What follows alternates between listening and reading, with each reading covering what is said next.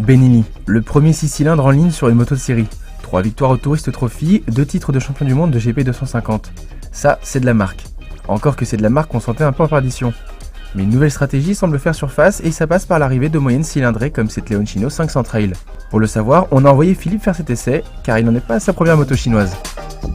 Bien oui Raphaël, tu as raison, c'est repris par des Chinois et du coup ils sont un peu à la croisée des chemins. D'un côté il y a des trucs typiquement chinois et même un peu trop chinois, c'est-à-dire des copies de Diavel toutes pourries, et on ne peut pas cautionner ça parce que si on cautionne ça, on cautionne aussi les faux BMW X5, les fausses Smart, les faux Range Rover Evoque, les faux sacs Vuitton, les faux tout, et puis si on n'a plus de repères, on finit par coucher avec sa sœur. Et bah ouais, et ça c'est quand même pas très cool, voire pas cool du tout. Or la Leoncino, ben moi elle me fait kiffer. Pourquoi? Parce que elle présente bien. Je trouve qu'elle a une super petite tronche. Franchement, j'aurais été débutant en moto, j'aurais eu ça, mais ça aurait été la Gaule 24/24 parce que elle a une bonne tête, quoi. C'est-à-dire, elle a un petit phare rond avec des LED, petit réservoir sympa, un petit look avec une selle. En fait, c'est super qualitatif. Entre la fourche inversée, les gros freins, la finition qui est quand même très correcte. Il n'y a pas trop de points critiquables, il n'y en a même pas en fait sur cette moto. Et puis au guidon, franchement c'est le pied, parce que moi ce qui me plaît d'abord c'est qu'on se sent bien sur cette moto, l'ergonomie est bonne, le son du bicylindre en ligne est très sympa, il est rond, il est un peu caverneux, il est un peu grave et en fait il est plein tout le temps, donc dès qu'on ouvre les gaz à bas régime ça repart. C'est une moto à deux, hein, c'est pas non plus un foudre de guerre, mais il y a largement assez de puissance pour se faire plaisir. Puis regardez, là on reprend, toc.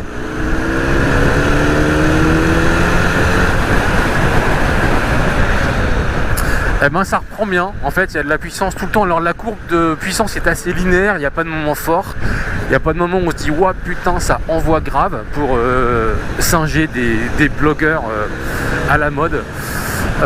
C'est pas ça, non, mais en fait c'est une vraie moto du quotidien, c'est rempli à tous les régimes, ça reprend à 2000 tours en 5ème, ça prend, si vous êtes en Allemagne, 175-180 compteurs à 8500 tours en 6ème, et c'est un moteur qui est super efficace. Donc ça c'est vraiment une moto qui est bien, et puis en plus le châssis, franchement il est super équilibré, on est tout de suite à l'aise sur la moto, et c'est plutôt une bonne nouvelle. En fait le truc c'est qu'il n'y a pas de moment où on se dit dis donc mon mec, t'es sur une moto chinoise, dans la mesure où il y aurait un truc qui tomberait en morceaux, il y aurait un bruit tout pourri, il y aurait une sale vibration, il y aurait quelque chose qui va pas. C'est pas le cas du tout en fait. Sincèrement on met un badge Honda là-dessus ou moto japonaise et ça fonctionne tout à fait. Et rien que pour ça, cette Leoncino elle me plaît bien parce qu'en plus elle a une tête un peu différente de ce qu'offre la production moto. Bon Philippe, on voit que t'as l'air d'être tombé sous le charme, mais dis-moi, faut-il vraiment craquer pour cette version trail de Leoncino 500? Ou est-ce que le modèle standard fait déjà le boulot? Alors là Raphaël, tu poses une excellente question, parce que entre les deux versions, la Leoncino 500 normale et la Leoncino Trail que j'ai en ce moment, il n'y a pas des tonnes de différence. La première en fait c'est des roues qui sont d'un côté à bâton sur la normale et à rayon sur le Trail, route 19 sur le Trail, route 17 sur la version standard, et puis il y a des petites différences d'ergonomie. Le guidon là il est un petit peu haut, un petit peu en avant, moi je l'aurais mis plus en arrière, plus centré, toi c'est obligé d'être un petit peu comme ça. Et puis on a 40 mm de hauteur de selle d'écart, et du coup de garde au sol d'écart. En termes de suspension il n'y a pas beaucoup de différence, on a 10 mm de débattement en plus à l'avant, ce qui fait une fourche qui débat sur 135, et la fourche sincèrement elle est un petit peu dure. Déjà sur la route, ça tabasse un petit peu, l'arrière aussi est un petit peu raide.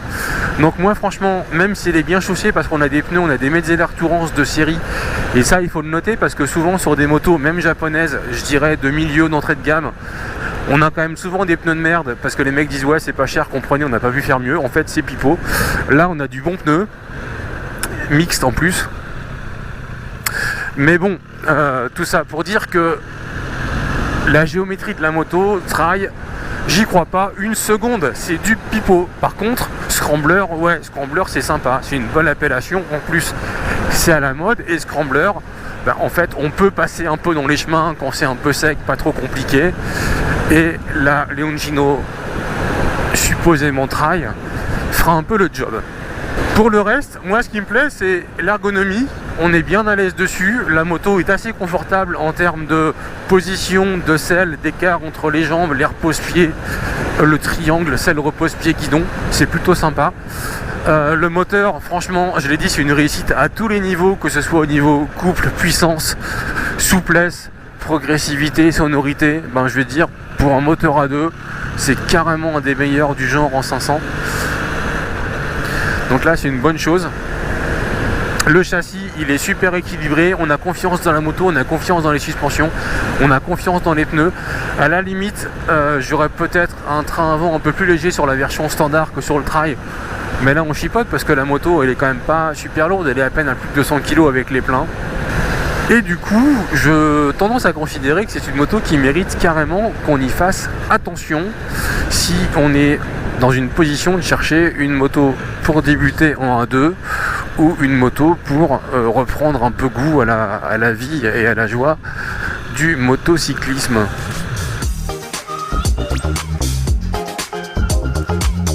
Les scramblers sont à la mode et pour les permis à 2, l'offre est assez hétéroclite. On peut avoir une Ducati Scrambler 62 à 7 990 €. Mais c'est quand même une vieille moto, techniquement parlant, même si elle est bien rhabillée. D'un autre côté, pour rouler différent, on peut imaginer une Husqvarna Svartpilen 401 à 6 590 €. Mais son gabarit la rend moins accueillante et le monocylindre certes punchy et moins polyvalent. Voilà qui permet à la Leoncino 500 Trail de bien tirer son épingle du jeu.